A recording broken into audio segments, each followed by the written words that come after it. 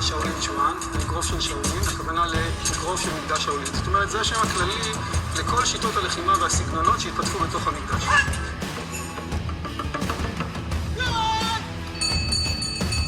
יש למעשה שני סוגים עיקריים של צ'יגונג. יש צ'יגונג רך, אפשר להגיד גם בריאותי יותר.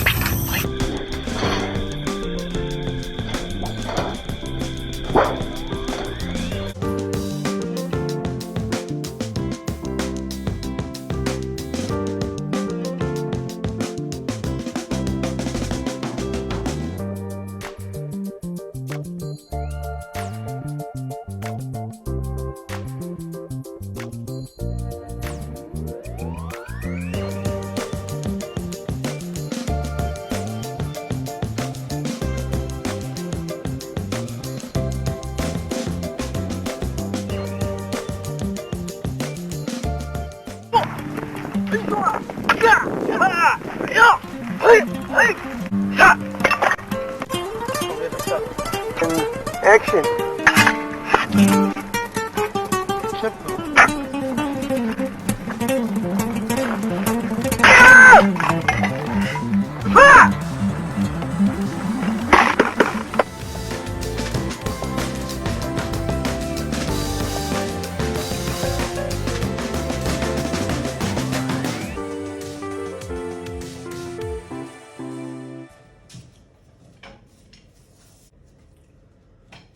Hi everybody, and welcome back to our YouTube channel. Today we're gonna deal and learn some new techniques of the Naginata. For some of you already practicing Naginata, it will be a reference. For people who never practice Naginata, you will be able to get some basic knowledge, and I hope you'll enjoy it. The Naginata is an ancient weapon, very famous for the use of women in Edo period, when they protected their home, when their husband, the samurai, went to serve their daimyo, their lord, and they had to protect their home in Edo, the capital, what we know today as Tokyo, and they left them, so most of the women practice Naginata.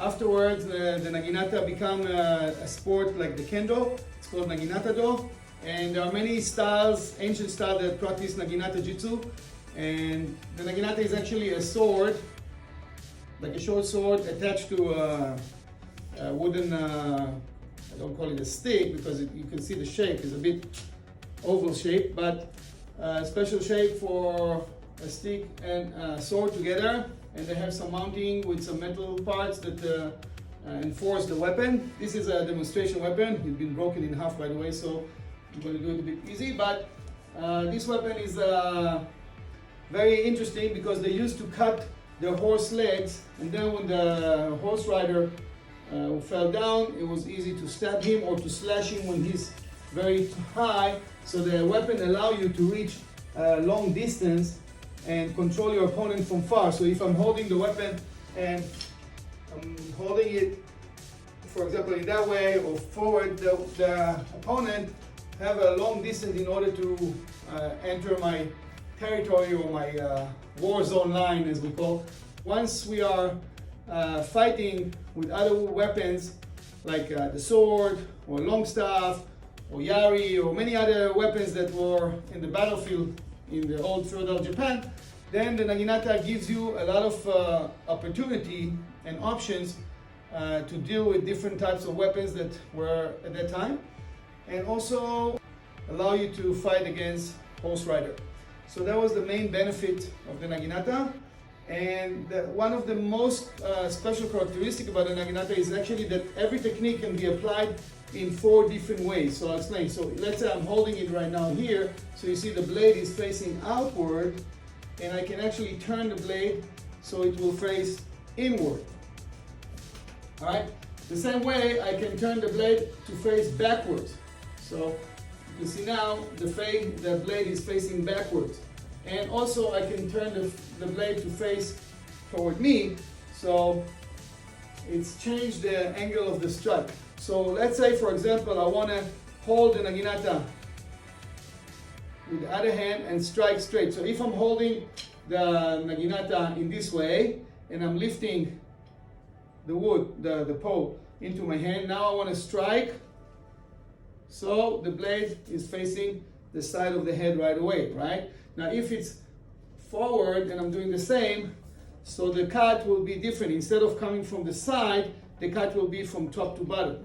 And I don't have to change anything because the angle is already there. If I'm holding the weapon backwards like that, okay, and I do the same, then I'm actually striking with the tip of the blade or with the butt of the blade or the back, the minute. So this is also like a block. So I can actually block the opponent and then I can cut him from this angle. And if I'm holding it toward my face this way, and when I'm pulling the naginata toward my hand and I strike, so I can slice right away at the same direction, or I can actually do a strike or a thrust, and you can see that the angle now is cutting this way, so I'm slicing forward while I'm attacking. So this weapon gives you many variation. Most of the weapon, just like the Chinese weapon, if you compare the Pudao, for example, it's the same idea. Or if you compare the Quandao, you can see it's the same moon shape that gives you those, half moon shape that gives you those options. So those weapons can actually be held in 4 different directions, and each technique can be applied in 4 different ways. So the same for the naginata, right? So we start with a few basic stances. So let's begin. The first one is going to be a chuda no kamae. So there are a few chuda no kamae. Chuda means middle, kamae means stance. So middle stance. So I can hold the naginata close to me, but also I can hold the naginata far from me. So that's make a very big difference. From here I can stab, or from here I can stab with 2 hands, right? Another one, I can show you also from the other side. Chuda no kamae can be in a forward stance, can also be in a back leaning stance. You see it's different if I lean forward or I lean backwards. So you can do both. Chuda no kamae can also be in hanmi position, which is one leg like that. At the back it's like a T position.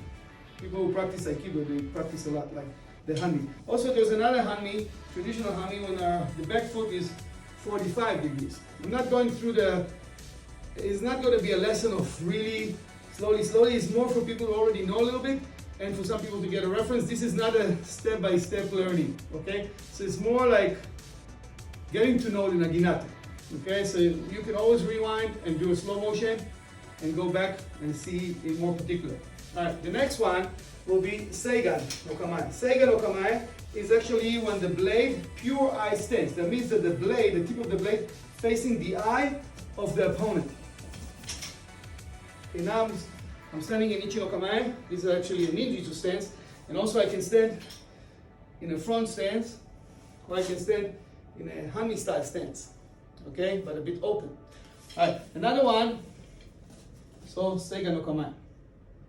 Now I can put also the sword, the butt of the stick. I can put attached to my body, or I can hold it forward like that. The difference between here I cannot push the hand more. I can only do like that. If I'm here, I can actually push the back around my body and in front. This place is a bit narrow, so I will do everything small. All right? The next one will be Hasso no Gamai. Hasso means 8 direction steps. Okay, there are different types of Hasso. Here is not so tall, so I cannot lift too high. You can see here already hitting the wall, so I will hold it a bit lower. Okay, so this is Hasso no Gamai. Hasso no Gamai. Also, I can turn the head. Okay, so there's a Hasso no Gamai like that. It's a different one. Another stance is the Gedan no Gamai.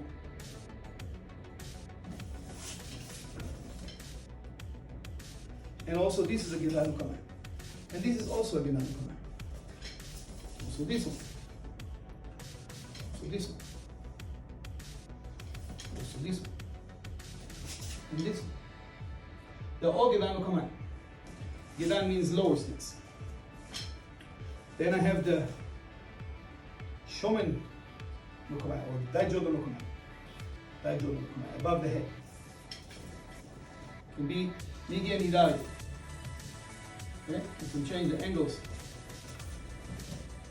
And also I can hold it this way. Of course I can hold all the other four ways. So I can use different angle of the strap. Okay? Alright, so let's start to do a few movements and later on move to a few combinations, and that will be the introduction for the Naginata. Hoi!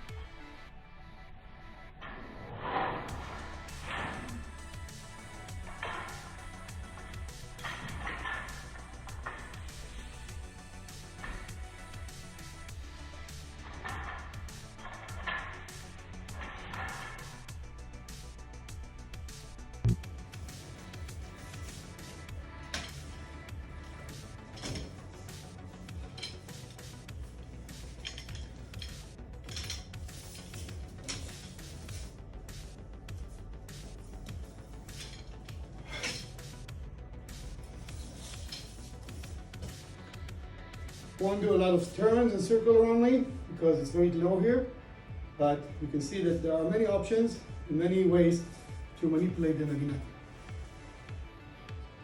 This is a very famous technique.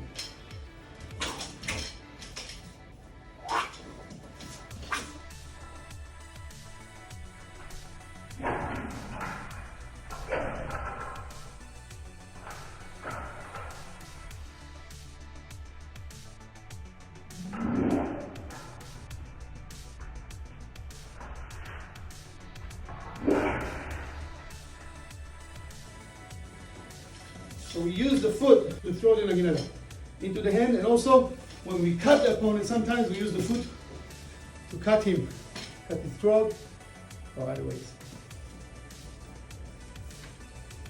And now some Taifushin free practice. Hey! Hey!